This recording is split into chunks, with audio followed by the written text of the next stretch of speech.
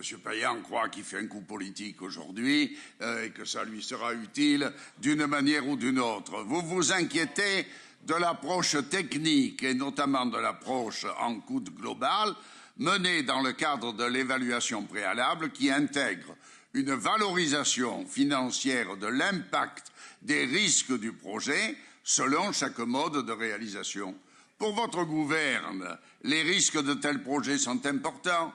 Risque de conception, risque de construction, risque d'infructuosité des marchés, risque d'interface, risque de retard, etc. Et de conséquences importantes, surtout retard dans la mise en service avec la question de la rentrée scolaire et des surcoûts.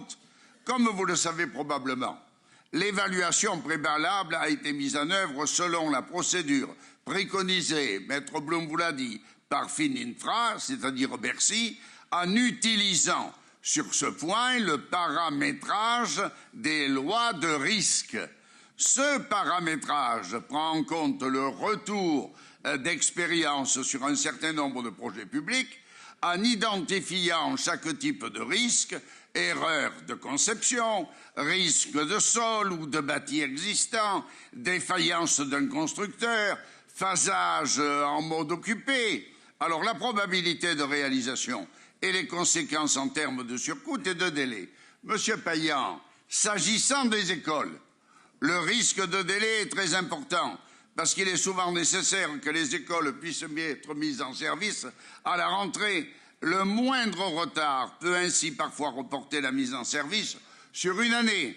Je rappelle que ce dossier a été travaillé en partenariat étroit, je l'ai dit, avec les spécialistes de Bercy, probablement les plus grands professionnels de ces montages complexes en France.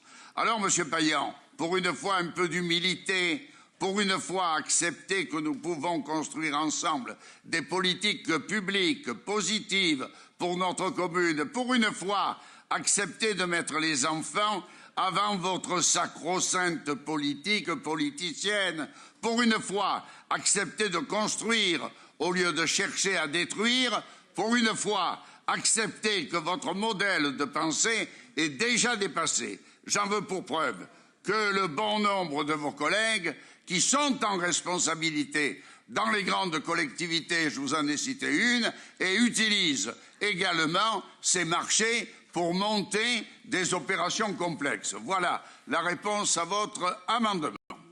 Dans ce cas-là, non.